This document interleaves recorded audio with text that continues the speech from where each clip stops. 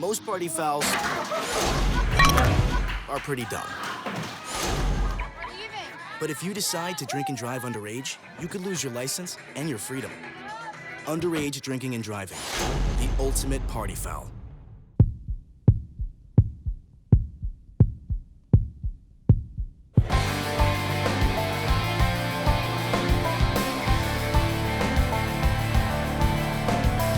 Grafton is so diverse that when I came here in 7th grade from Grafton, I realized that it was a new home for me because I had the ability to meet new people that I never met before. I love the environment. The students are fun to be around. I think the teachers give us good help with education.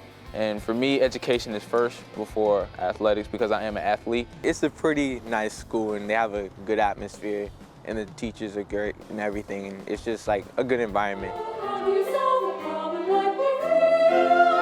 I'm new at Grafton this year. I came from Grafton High School, and when I came, I was a little nervous, but everyone welcomed me in, and everyone was just really happy for me to be there, and I felt like at home at Grafton. So the teachers are really helpful here, and they also are very engaging.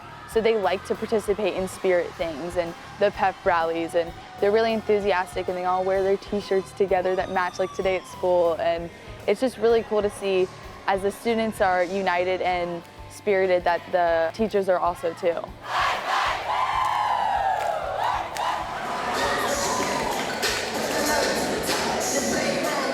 My most memorable moment was probably my first homecoming dance.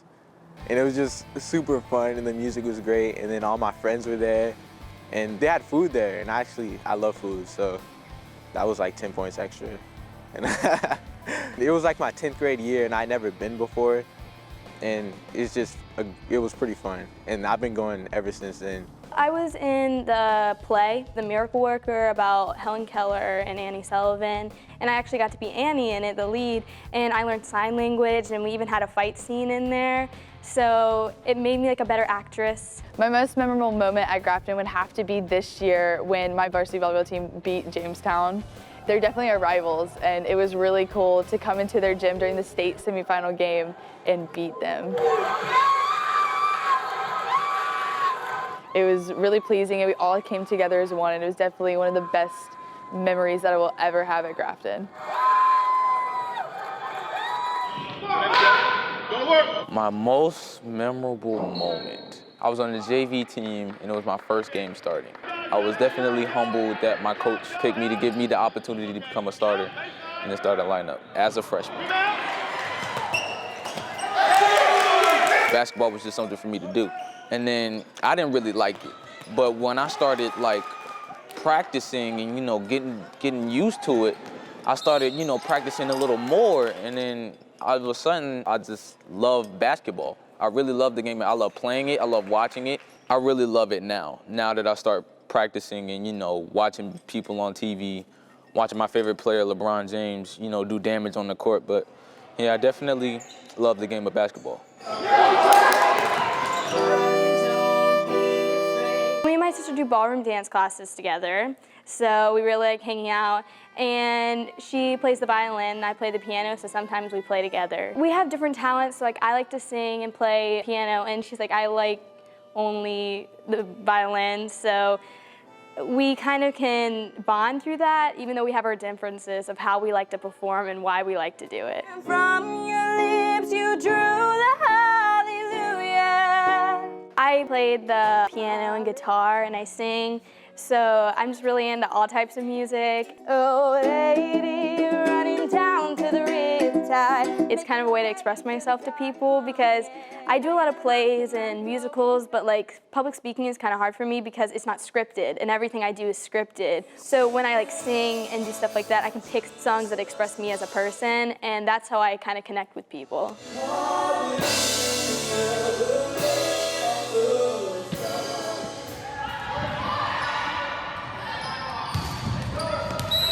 I was an only child, and then my parents got divorced when I was in 2nd grade. but it was for a better cause. So my mom just got remarried. It was April 1st of 2017, and it was definitely just a really fun moment. And because we were all very goofy at the wedding, it was so beautiful to just see my mom happy again and to see that Billy has fulfilled her happiness. And so now I have a stepbrother and a stepsister, Brooke and Brent. It was really cool to come into from being an only child to now having 5 people in the house plus a dog, which the dog's the princess. But it's been really awesome to be able to have a brother to come home to and pick on me, but also be there for me all the time. My parents are pretty amazing, and they support me whatever I do, and anything I need, they'll help me out. And they're just really, really wonderful people. My sister supports me, even though she makes fun of me all the time. I love her and everything. A great family, and I love them. Because you're such an awesome son. We went to Canton, Ohio, Like you know you're and we were staying at this hotel. And then she told me this a trip, you know, just to get away. It's nothing serious. Surprise. You can open this. No way! I'm laying down watching TV, and then she comes in nowhere, and she gets me Hall of Fame game and Hall of Fame festivity tickets. No, you didn't. And I was really, I was blessed. I didn't know what to do. I just kept smiling. I smiled all day. It was really a fun experience because I met some of the NFL greats, like, you know, Michael Strahan, Warren Sapp, Gale Sayers, and some of the words that they said to me were really encouraging. To see my favorite player, Michael Strahan is my favorite player, to see him get inducted into the Hall of Fame really changed my life because I figured maybe, hey, I might be in his shoes one day. Tom Coughlin is right there, and Eli is down here.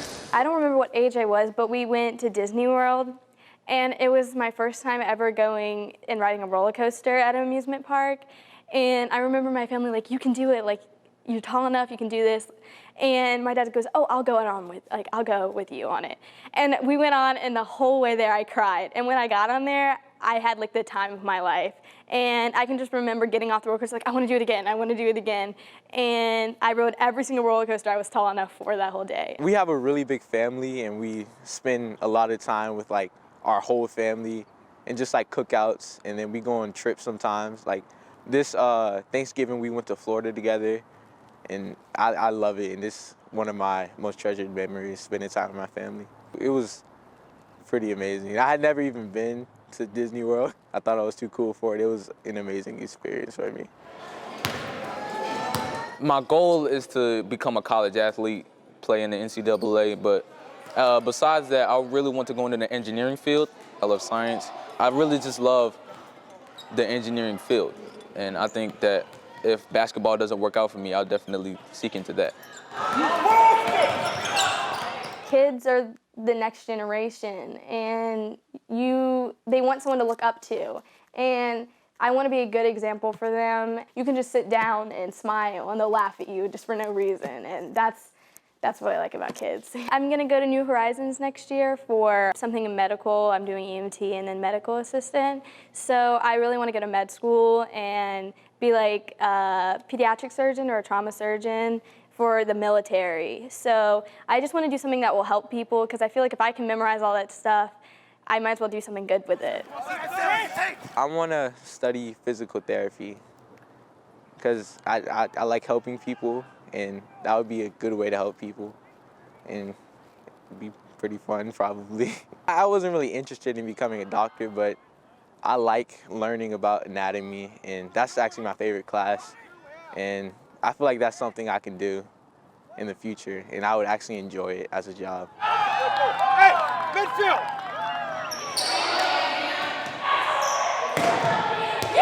I want to go to college, and I want to go to medical school. I want to be a forensic pathologist, so examine dead bodies and figure out how they die. I also want to minor with children's ministry to be able to be a role model in children's life, like I had people in mind that helped me reach those goals.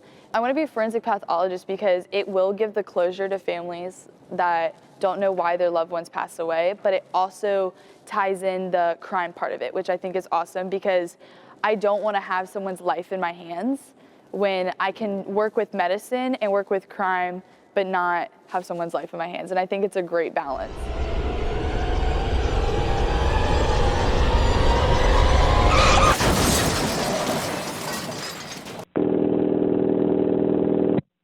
911. Where's your emergency? Hi, there was a bad accident in front of Grafton High School. Okay, you said there's a bad accident in front of Grafton High School? Yes, one person's trapped in the car and another person I think is unconscious and not breathing. Okay, you said there's one person trapped in a car and one person that's not breathing? Yes. All right, I'm going to go ahead and get the fire department and the sheriff's office out to you, okay?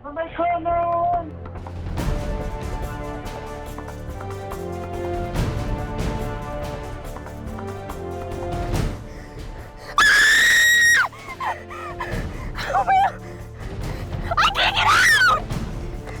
Chase! Haley! Wake up!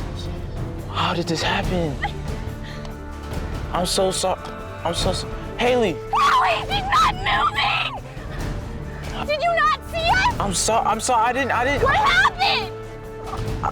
I was texting and I didn't see you guys. Why were you texting? I was texting my mom to tell her I was on my way home. Did you call for help? Call for help! Wake up! Wake up! I'm sorry. Wake up! Is he gonna be all right? Chase, wake up! Is anyone coming?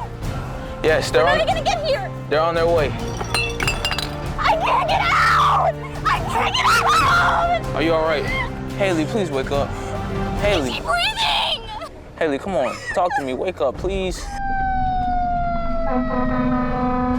I'm sorry that this happened. I'm sorry. I don't care that you're sorry. Why were you texting? I was telling my mom I was on my way home. I didn't see you guys. I'm sorry. Are you okay? Are you all right? My head hurts. 2-vehicle accident, heavy damage. 1 occupant ejected from the vehicle, Pier 1 trap. Grafton Command, York County. Grafton Command. Request Nightingale. LV is going to be at baseball field behind Grafton High. Is she alive? Is she awake? Is she okay? Is she getting up? Is she up? Haley, wake up, please. One confirmed, code gray, fatality. Are you the driver? Yes, sir. You are the driver. You got your ID on you? No, sir. You don't have your ID? No, sir. Where's your ID? I don't have a night. How old are you? I'm 16 years old. You're what, 16 years old? Yes, sir. You been drinking tonight? No, sir. You're 15 years old or you 16? You told me which one. Were you I'm 15? 15. You're 15 years old? What's your name? OJ. OJ Jackson.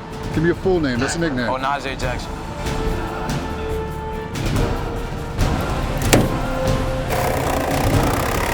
I want you to be honest with me, man. How much have you had to drink tonight? Like 4 or 5 beers. 4 or 5 beers?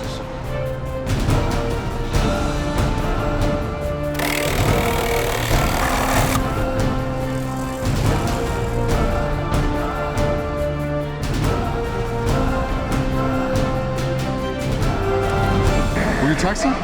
Yes, You were sir. texting. Where's your phone at? My pocket. You don't have your phone? Where's your phone? I have my phone. You don't have your phone on you? Your phone's not here? Where's your phone at? It's in the car.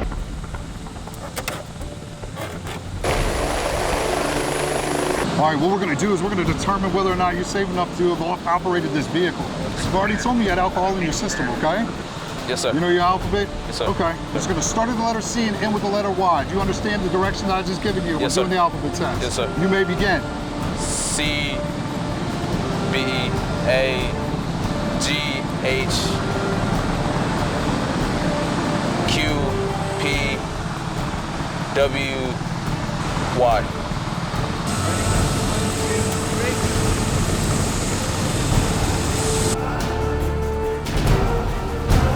One, 3, 2, 4, 2, 4, 3, 1.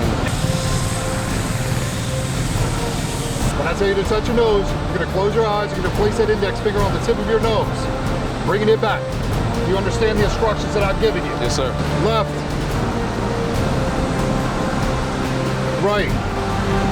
Okay, go ahead, drop your hands. Has been transferred to Nightingale crew. 1001, 1002, 1003, 1004, 1005, 1006, 1007, 1008. Go ahead and stop.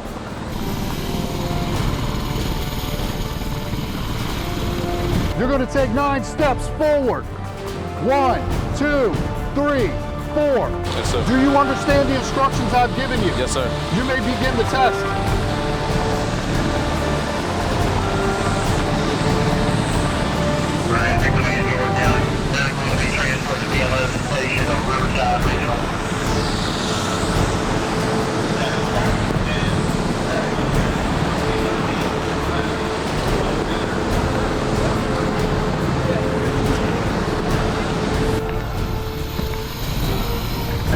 hands together like they're praying, Mr. Jackson. Make it a little bit more comfortable for you. I'm gonna walk him over there.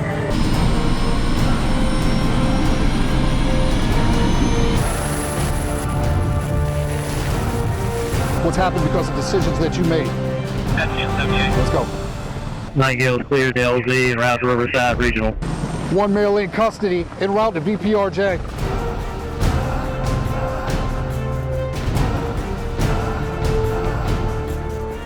So let your buddy in first. Feet will come after it.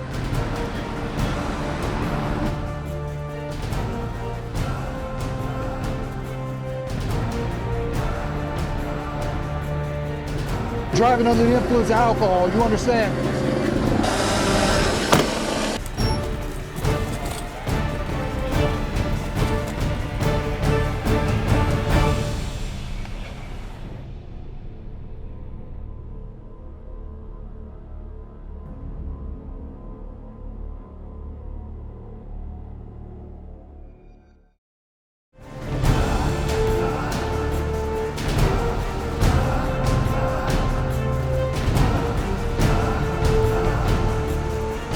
Restrained driver of the vehicle. It sounds like the other vehicle had a couple of folks that were intoxicated. He was T-boned.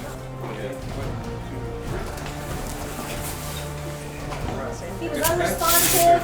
Left pupil was blown. Let's get some IV started and we'll get him on the monitor.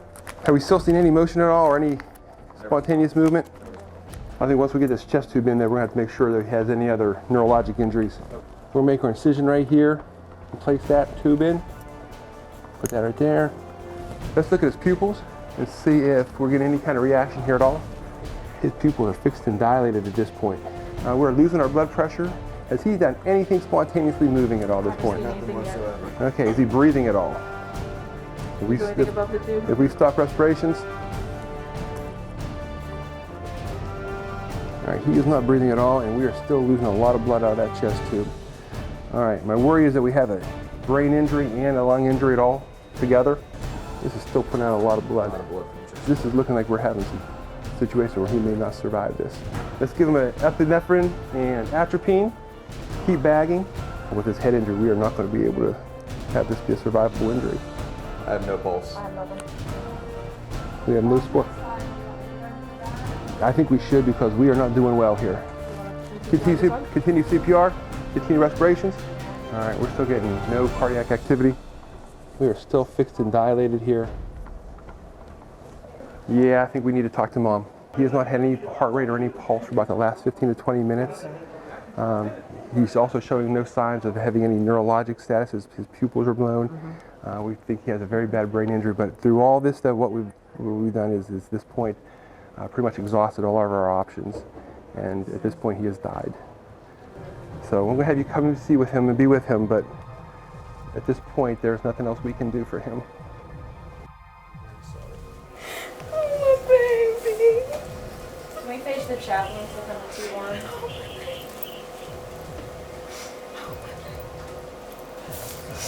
No. Oh my God. Oh my God.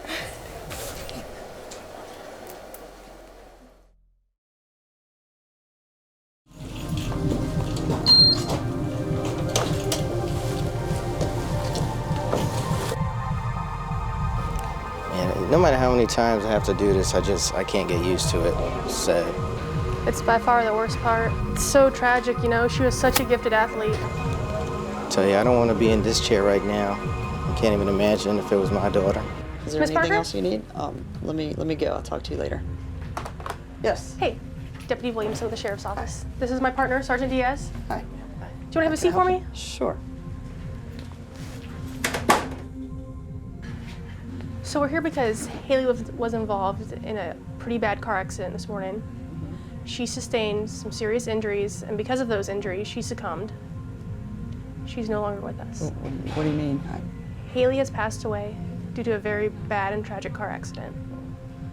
What happened? I just talked to her just not too long. She was hit by a drunk driver on Route 17. You know, this is a lot. This is a lot to deal with right now. Right. Is there anybody that we can call? Yeah, her dad definitely, and my husband. Can I see her? She sustained pretty serious injuries, and at a later time you could see her, but I wouldn't want you to have that memory in your mind. Mm-hmm.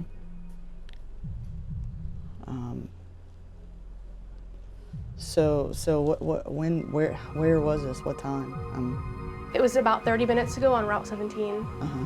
And there was alcohol involved? Yes, ma'am. We'll be glad to make those calls for you and help you in any way we can. Yeah, could you call my husband? Yes, ma'am. I can't even wrap my head around this, what's happening.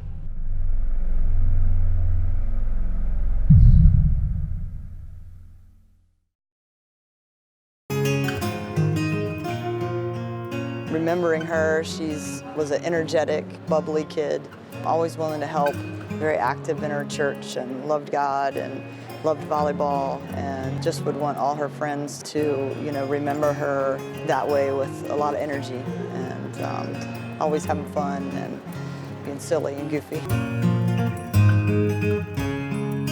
Just this past year and her making it to the state championship, obviously she's been around Grafton since she was born and in the gym, sort of a gym rat. She was a cheerleader before she became a volleyball player, and that she cheered on the sideline here at Grafton even when she was little and picked volleyball and has really done really well. It was a special team and they made it all the way to the state championship. Didn't win, but really worked hard to make it to that spot. And I think that's probably my favorite memory as far as just seeing her achieve that goal.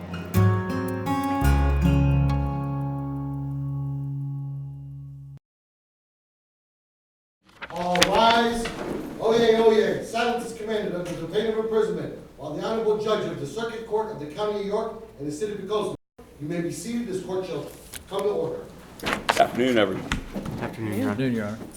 All right. Matter of Commonwealth versus Onage Jackson. We can bring Mr. Jackson out.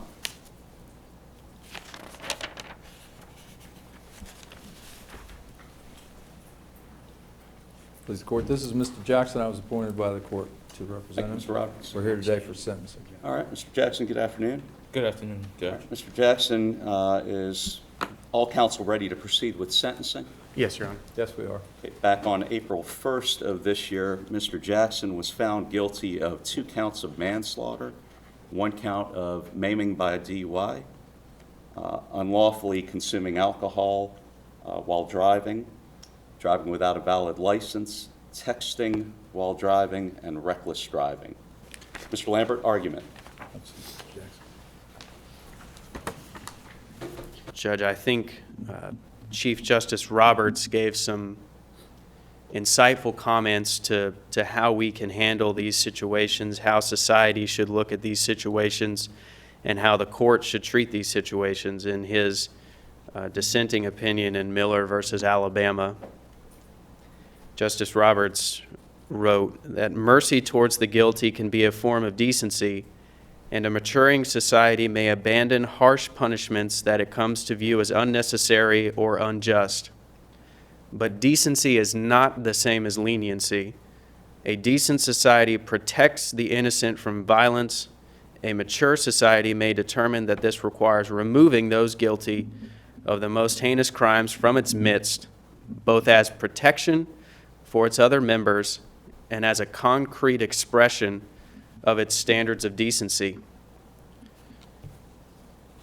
It is a great tragedy when a juvenile commits a crime such as this, most of all for the innocent victims, but also for the person who commits the crime, whose life has gone so wrong so early, and for society as well, which has lost 1 or more of its members to deliberate violence and must harshly punish another.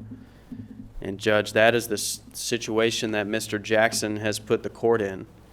It's the court's decision now to decide what is decent in this situation and to fashion a punishment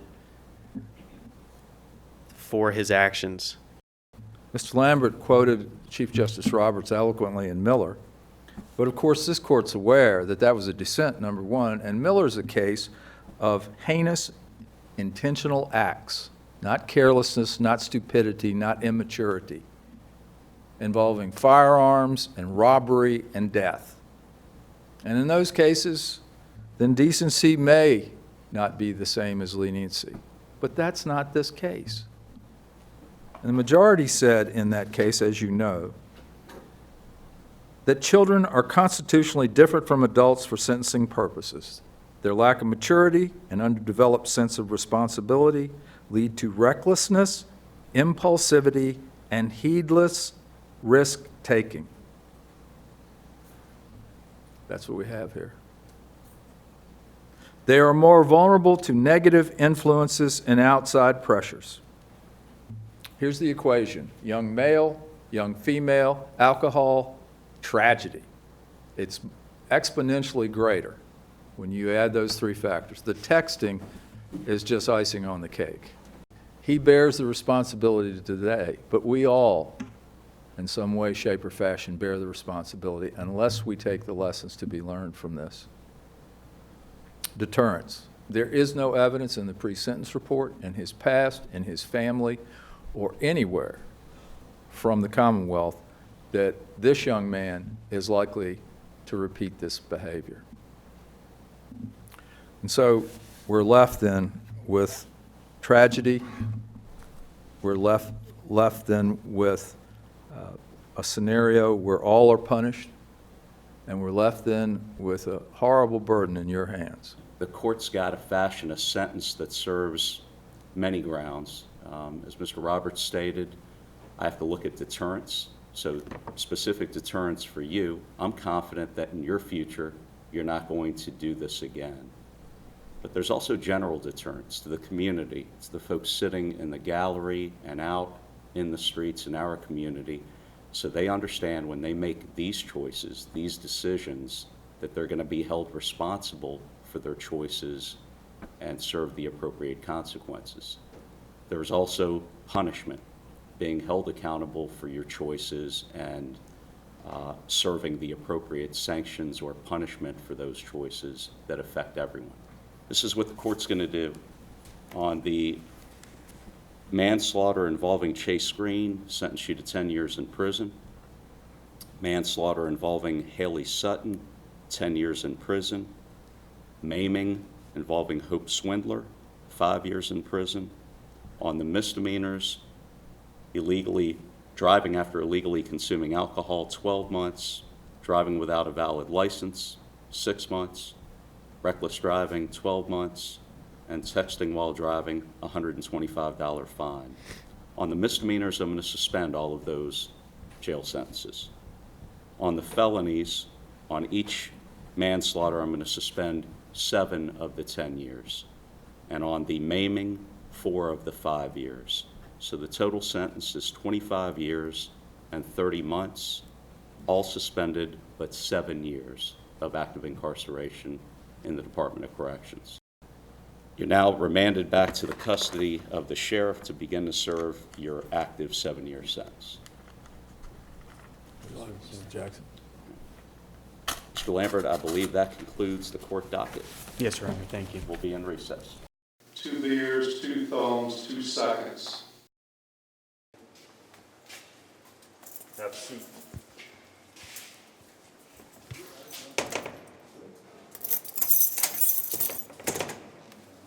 Two beers, 2 thumbs, 2 seconds. What did I do? What did I do? What did I do? 2 beers, 2 thumbs, 2 seconds. Can't even think straight. All I had to do was just not text. That's all I had to do. 2 beers, 2 thumbs, 2 seconds. Whole basketball career is gone. Can't get into college. All of my dreams just thrown away by this one mistake.